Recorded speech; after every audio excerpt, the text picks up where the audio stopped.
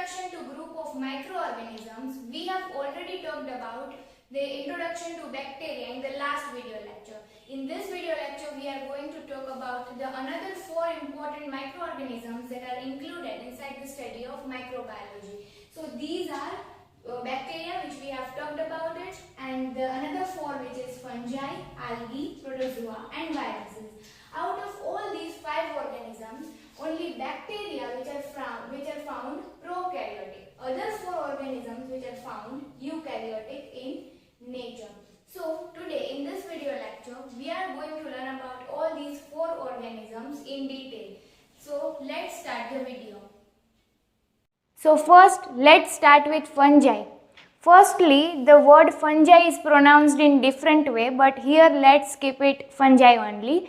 So let's start. The word fungi is plural of the word fungus. We already know, we have learned it in the rules of microbiological grammar that fungus is a singular and fungi is plural. If we want to describe only one, then we can say this is one fungus, and if we want to describe many, then we can say that is fungi. Next, they are eukaryotic. We already know that fungi have a well-defined nucleus, they also have a well-defined cell organelles, and hence they are eukaryotic. Next, they are unicellular or filamentous multicellular. Now fungi can be both, they can be unicellular as well as multicellular also, and they have filamentous structure also, and therefore they are filamentous multicellular.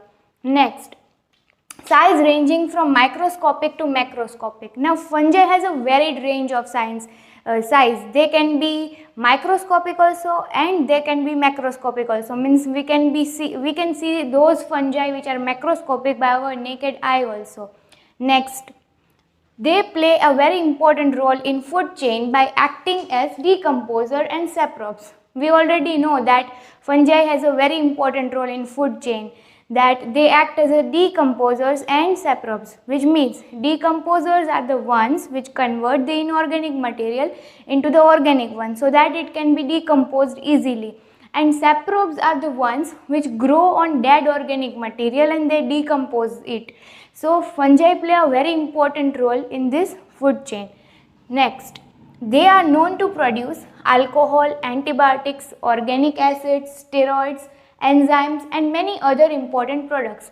Now all these things which is industrial use of fungi. So fungi is economically very important into the industrial sector. It can be made to produce alcohol, antibiotic, organic acids and many such products which are useful in the economic sector as well as in the industrial sector. The next thing, on the other side, they cause diseases in humans, plants and animals. We already know about fungi causing diseases in humans, like if we have these skin infections which are caused by fungi, and also plants which are affected by fungi. So fungi are also responsible for causing diseases in human beings and plants, and also they are also responsible for causing diseases in animals. They cause spoilage of food, textile, etc. and cause economic loss.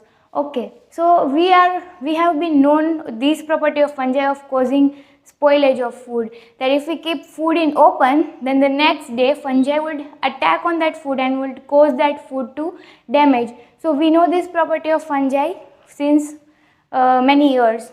Next, mycology is a science that deals with the study of fungi. Now if we want to particularly study about fungi, then there is the study of fungi is known as mycology, and the next one is the basic information about algae. So let's start.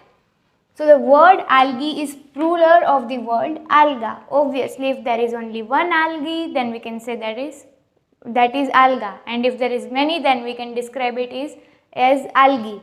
Next, algae are eukaryotic, unicellular or multicellular organisms.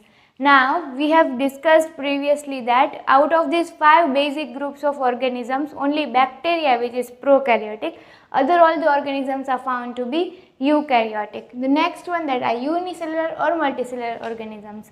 Now algae are found to be unicellular also and multicellular also, just like fungi. Now that possesses chloroplast. Now because they possesses chloroplast, they are able to perform photosynthesis. Okay, next one. Algae play significant role in nature by reducing the level of CO2. Obviously, because algae is able to do photosynthesis, which will consume CO2. So it is able to reduce the level of CO2 on the earth. They play the role of primary producer in food chain of the ecosystem. So algae also plays the role of primary producers. Next, they may be found in marine or freshwater aquatic system. They are found in both. They are also found at the places where moistures are present. Next, products like alginic acid, agar-agar and kerosene are made from algae.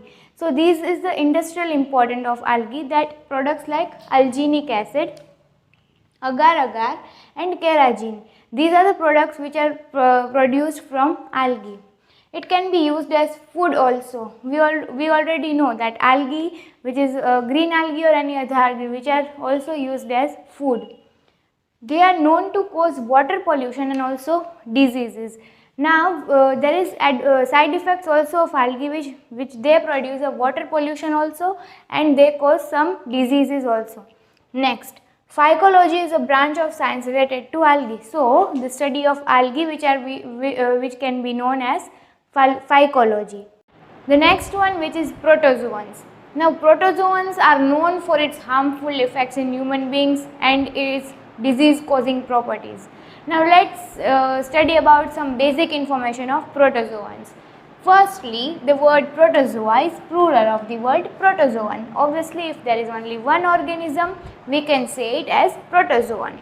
Next one, protozoa are eukaryotic, unicellular and cell wall-less organism.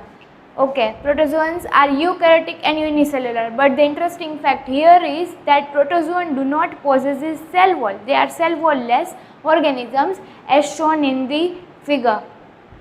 Next, they always found to be microscopic in size.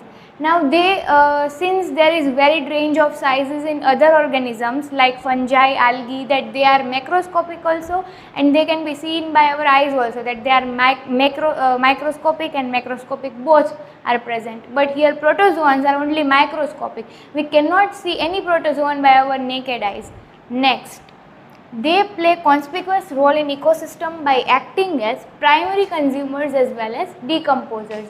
Now these protozoans has two roles in food chain, that they also act as primary consumers and also they act as a decomposers, which decomposes dead organic materials. Now the next, they are known to cause the most deadly diseases like malaria. Now the most deadly diseases which are known to cause, they are caused by protozoans also. As I have said earlier, that protozoas are responsible or they are known to cause diseases in human beings, and the best example here is malaria. So the next one is virus. Okay. So now viruses are eukaryotic. We already have discussed about the eukaryotic nature of virus, in which virus do not possess nucleus. Therefore they are eukaryotic. Acellular means virus do not have a definite cell also. Submicroscopic in size, lacking nucleus. Obviously, because it's eukaryotic, it is lacking nucleus. Enzymatic machinery organelle. So virus has a different property from all the other organisms. Next one, they are made up of only protein and nucleic acids. They do not have any other cell organelles or any other definite properties, but they only have protein and nucleic acids. Then they are found to be dead without their host, as they obligated parasites, thus they are only viable when their host is present. So now if viruses are present in the environment, then they are dead. They do not cause any harm to any other thing. But if they are present inside our body, then they can cause harm to us, and their protein and nucleic acids get activated and they can harm us. And if they are present outside, means if they are present in the environment, they are dead. Then they cause many threatened diseases in humans, plants, and animals. Obviously, we have witnessed this in the year 2020, that the coronavirus, the COVID-19 virus, because these viruses can cause, now it's just a variety of virus, there are many more viruses that are also found, but we know that these property of virus, that they are very harmful to the human beings, and not only human beings, but they are also harmful to plants and animals. The next one, that they are yet smaller and simpler, but some viral particles also exist. Now, the meaning of here is that virus is not the only one which is very smaller and microscopic in size. Smaller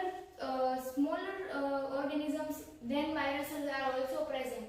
For example, prions and viroids. These two are obviously smaller than viruses, and they are also harmful to the humans. Okay. Virology is a science which deals with the study of virus.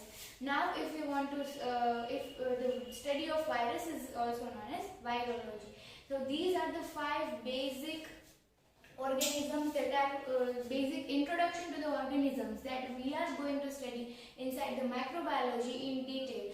I hope you understand and like the video. So, if you like and understand the video well,